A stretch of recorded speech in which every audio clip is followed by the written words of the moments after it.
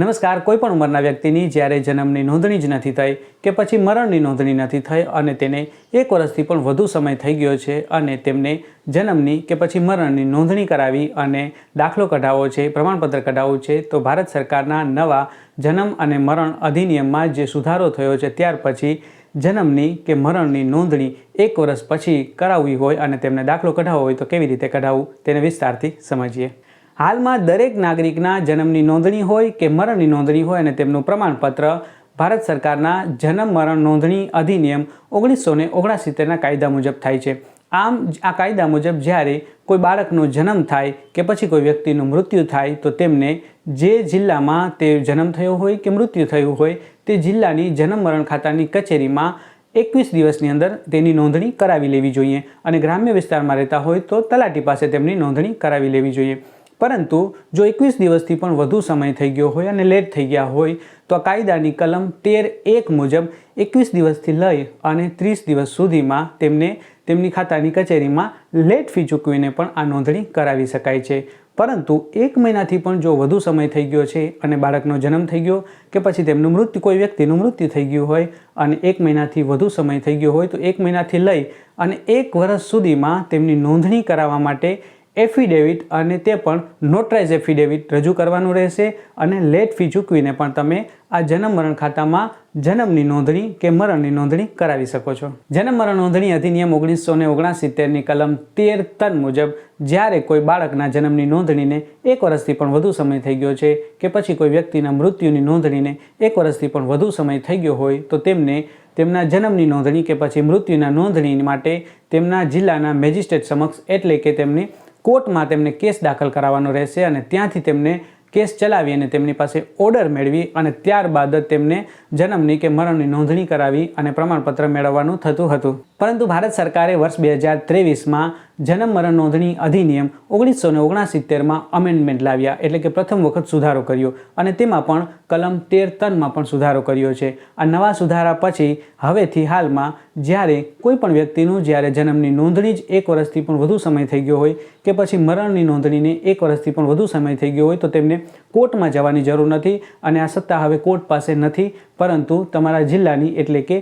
જે વ્યક્તિના જન્મ જે જિલ્લામાં થયો હોય, જે વ્યક્તિનું મૃત્યુ જે જિલ્લામાં થયું હોય તેમના ડિસ્ટ્રિક્ટ મેજિસ્ટ્રેટ અથવા તો સબ ડિસ્ટ્રિક્ટ મેજિસ્ટ્રેટને સત્તા સોંપવામાં આવી છે અને તે કામગીરી મામલતદાર કક્ષાએ વહી ગઈ છે। આમ હવે જો તમારે કોઈ પણ વ્યક્તિનું જન્મને પ્રમાણપત્ર મેળવવું હોય અને તેમને નોંધણીને 1 વર્ષથી પણ વધુ સમય થઈ ગયો હોય કે કોઈ પણ વ્યક્તિનું જ્યારે મરણ થઈ ગયું હોય અને તેમની નોંધણીને 1 વર્ષથી પણ વધુ સમય થઈ ગયો હોય તો તમારે મામલતદાર કક્ષાએ કેસ ચલાવવાનો છે। તો ચાલો આપણે સમજીએ કે આ મામલતદાર કક્ષાએથી આ જે નવું જે સુધારા પછી પ્રમાણપત્ર કઢાવવું છે કે પછી તેની નોંધણી કરાવી છે તો કેવી રીતે કરીએ તે સમજીએ। હવે જેમના જન્મ કે મરણની નોંધણી જ નથી થયા અને હવે 1 વર્ષથી પણ તેને વધુ સમય થઈ ગયો છે કે પછી તેમના રેકોર્ડ મળતા નથી, ઘણી વખત ગ્રામ્ય કક્ષાએ રેકોર્ડ મળતા ન હોય, ફાટી ગયા હોય, તૂટી ગયા હોય, ખોવાઈ ગયા હોય, આવી પરિસ્થિતિમાં જ્યારે કોઈ વ્યક્તિનું જન્મનું પ્રમાણપત્ર મેળવવું હોય કે મરણનું પ્રમાણપત્ર મેળવવું હોય અને તે હાલમાં જે નવા કાયદા મુજબ મામલતદાર કક્ષાએથી ઓર્ડર મેળવવાનો હોય તો સૌથી પહેલાં તો તેમને તેમના જિલ્લામાં એટલે કે જે વ્યક્તિનું જે જન્મ જે જિલ્લામાં થયું હોય અથવા તો મૃત્યુ જે જિલ્લામાં થયું હોય તેમની જન્મ મરણ ખાતાની કચેરી કે પછી ગ્રામ્ય કક્ષા હોય તો તેમના તલાટી પાસેથી તેમને ફોર્મ 10નું સર્ટિફિકેટ મેળવવાનું છે। આ સર્ટિફિકેટ એટલે નો રેકોર્ડ ફાઉન્ડ એટલે કે અપ્રાપ્ય પ્રમાણપત્ર એટલે કે તમારા જન્મની કે પછી મરણની નોંધણી અમારી પાસે નથી અથવા તો અમારી પાસે આવો કોઈ રેકોર્ડ નથી તેવો સર્ટિફિકેટ મેળવવાનું છે। તે સર્ટિફિકેટ માટે તમે ત્યાં ફોર્મ ભરશો અને તમામ ડોક્યુમેન્ટ જે માંગશે તે રજૂ કરશો એટલે તમને થોડા દિવસની અંતરમાં આ સર્ટિફિકેટ આપી દેશે। હવે જ્યારે ફોર્મ 10 એટલે કે નો રેકોર્ડ ફાઉન્ડ અપ્રાપ્ય પ્રમાણપત્ર આવી ગયું છે ત્યારે જે વ્યક્તિનો જન્મ કે પછી મૃત્યુ જે જિલ્લામાં થયો હોય તેમની મામલતદાર કક્ષાએ તમારે એક કેસ દાખલ કરવાનો છે। આ કેસમાં તમારે આ ફોર્મ 10 રજૂ કરવાનો છે, સાથે સાથે તમારે 50ના સ્ટેમ્પ પેપર ઉપર તમારે કયા કારણસર આ જન્મની કે મરણની નોંધણી નથી થઈ તેની વિગતો દર્શાવવાની છે। સાથે સાથે એ વ્યક્તિની તમામ વિગતો એટલે કે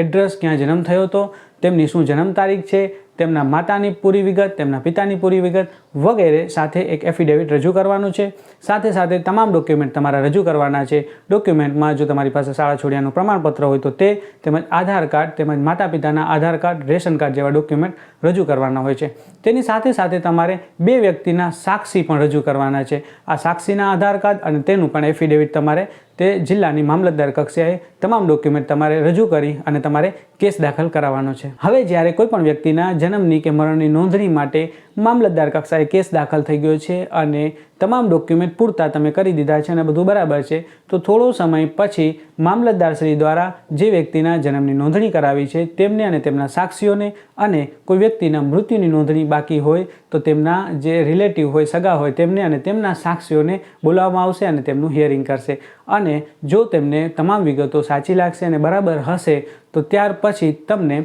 એક સર્ટિફિકેટ આપશે, એક પ્રમાણપત્ર હશે જેમાં તમારે આ જન્મની નોંધણી કે પછી મરણની નોંધણી અંગેનું બહોળી પ્રસિદ્ધિ ન્યૂઝપેપરમાં કરવા માટેનું ગાઈડલાઇન્સ તમને કરવામાં આવશે, એટલે તમને સૂચન કરવામાં આવશે. તો એ તમારે તમારા જિલ્લાની કોઈ પણ એક લોકલ ન્યૂઝપેપર તેમજ રાજ્ય કક્ષાના ન્યૂઝપેપરમાં આ પ્રમાણપત્ર મેળવવા માટે, એટલે કે તમે જન્મની નોંધણી કે મરણની નોંધણી માટે કેસ દાખલ કરાવ્યો છે અને આ તારીખ છે, કોઈને વાંધો નથી અને અમે બહોળી પ્રસિદ્ધિ કરીએ છીએ તેવું એક ન્યૂઝપેપરમાં એડ આપવાની રહેશે. અને આ એડ આવી ગયા પછી તે તમામ એડના કટિંગ તમારે ફરીથી મામલતદાર કક્ષાની કચેરીએ રજૂ કરવાના છે. હવે જ્યારે હિયરિંગ પણ કમ્પ્લીટ છે અને તમારે જન્મ કે મરણની નોંધણી અંગે બહોળી પ્રસિદ્ધિ પણ થઈ ગઈ છે અને તેમના કટિંગ પણ તમે